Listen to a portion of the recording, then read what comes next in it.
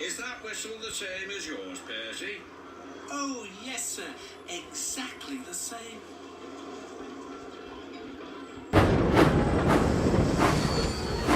I sound like this.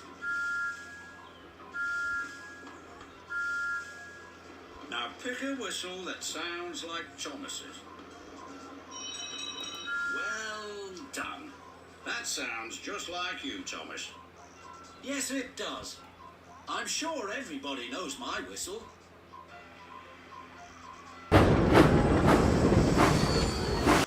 This is the sound I make.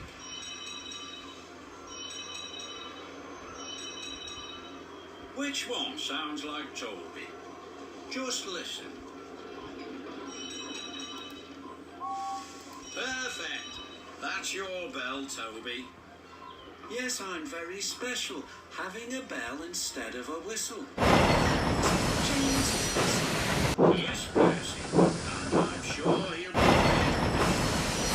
well, you'll find your junior whistle matching certificate in my office.